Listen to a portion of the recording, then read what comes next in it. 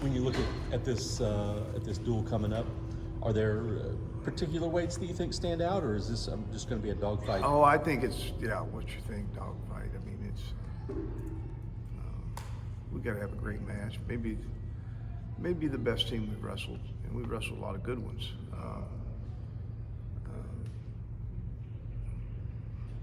No, you just got to have, we need to do what we've been doing all year long, win some matches. We're not supposed to win. That's how you win big dual meets. Yeah, and we'll definitely have to do that. And we're ready. I mean, there's no reason why we can't do that.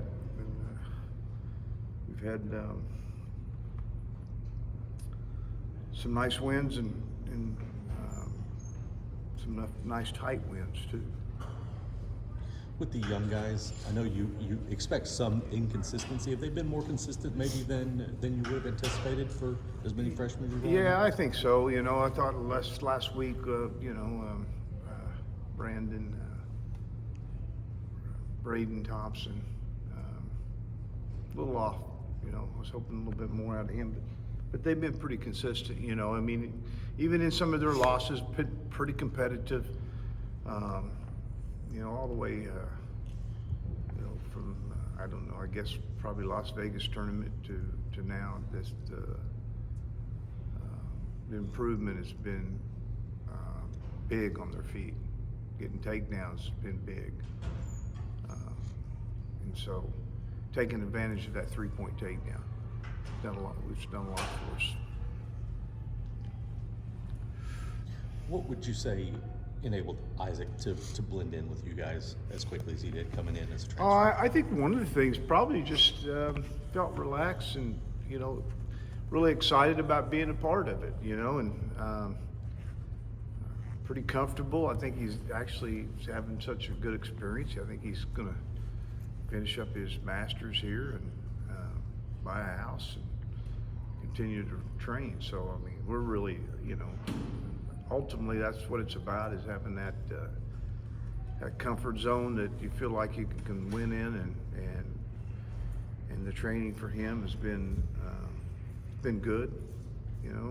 He's had his challenges this year, but just needs to kind of wind it up with some great tournaments.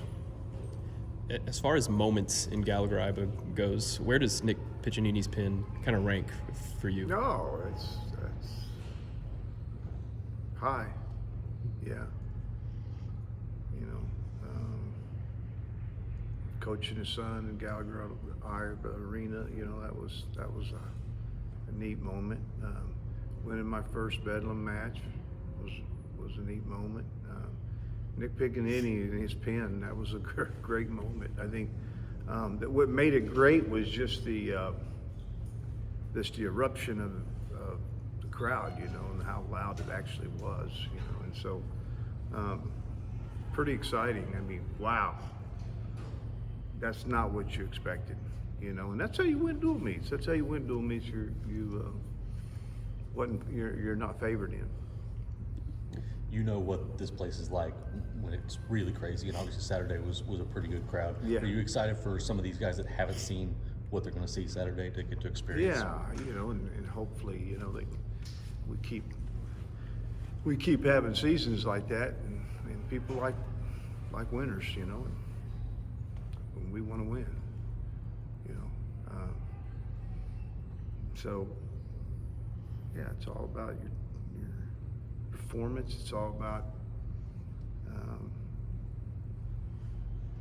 creating action. People want to see it, not you standing around out there. They want to see you go score points. They want to see you go score takedowns. You get a chance to pin someone, pin them. People, it's an exciting time. It'll be Dayton's last home duel, and on Sunday you talked about how he'll be missed, but just for you, can you describe your relationship with him over there, however long you've known him? He was coming up here during, I don't know, probably he was 10 years old, coming to regional training center practices, and, I don't think when these guys got Dayton and a lot of our graduates, you don't ever leave. I mean, you're always here. You may not end up being here, but there's always a place that welcomes you back and for him, I mean, he'll be a permanent part of Oklahoma State forever, you know. And so the journey's not over. We've got an Olympic team to make and a gold medal to win. With Iowa and Oklahoma State not sharing a conference, why do you think this rivalry has lasted as long as it Well, has? we've been committed to each other, you know, and going back to Coach Tommy Chesbro in the 70s, late 70s, and Dan Gable made a commitment to wrestle, you know, when they were the two best teams in the country. And there's been a commitment to doing it ever since. You know, we don't have to wrestle this dual meet. We could be done. They don't have to wrestle it. We haven't, there's been years that probably you prefer not to wrestle it because you're positioned for the national tournament, but it's been a bigger meet than I'm not going to say the national tournament, but one of those meets that people look forward to and people want to watch it, and it's a long-standing rivalry that has sustained the time over time, you know. And so that's not something that's got to be a commitment from both wrestling programs that we're wrestling since I don't know when I want to say it's 78, 79. It's been a long time. New TV outlet on this too could open up things for new fans with FS1. Well, it's you know, dual meets is really how you grow your sport, and for us, and it's always been that way. I don't care if you go all the way back into the 20s. You know, Gallagher Hall, in the 30s, Gallagher Hall.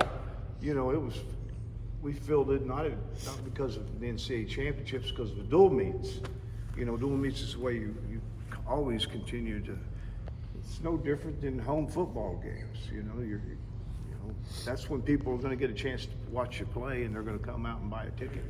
And we need to continue to promote our dual meets and compete well at home when we do have them. John, you constantly talk about your advocacy for the growth of the sport. Just rivalries like this and displaying it on TV. How big is it for the growth of the sport? Oh, I mean, historically it's been big. You know, our sports. It's been the growth in the last year has been good with women being added, and in the state our numbers have been really good. So, you know, I think you're always trying to continue to grow your sport and present it in a way that people enjoy watching it. What do you think of their team? They're tough. I said I don't know if it's the toughest team we've wrestled, but I think it is. But you know, when you have these dual meets, it does come down to upsets. You get the upsets, you're going to win. They're probably favored over us. I mean, I don't know. Looking at the who's ranked where, we're second because we've won everything. Right? But we're going to need to compete well, you know. And we've done that. There's no reason for us not to. Is part of what helped this sustain is just the view from your side and their side that this is valuable to your teams beyond, I mean, regardless Valuable of to win or your loss. program, both programs, you know. And I've been coaching 30 plus years, and we're wrestling it as long as I'm coach, right? And I think maybe the same before it. You know, Joe C. They would. Before Joe was Tommy, and those guys were like, yeah, we're going to wrestle. It's a big dual meet for them when we go there. It's a big dual meet for us when they come here. So you just hope it. You don't take it for granted. You know, you never know how things can change, but sure nice while we have it. We've been committed to each other of having this dual meet. How does a crowd affect a dual beat? On basketball, they get loud whenever their team's on defense. How does it kind of correlate to Oh, it wrestling? can be devastating to guys, right? I mean, it can lift you up beyond your abilities to do things. Trust me. Yeah, you find strength that you didn't know you had if they're yelling for you, you know. And if they're yelling against it, I've seen some ugly things, you know. And so, yeah, crowds are good. I think it's probably every coach would tell you that in every sport. Yeah, it's beneficial. Is it good to have it back in Gallagher? Yeah. You know, been a while. You know, we went down to Texas during the year that it was supposed to be here. That didn't bother me. I mean, would I do it again? Probably not. Not that I didn't like it. I'm glad we did do it. I think it was a one-time event that, looking back someday, they're going to go, you know, that was a pretty neat experience to be able to go down and see it wrestled in a baseball field.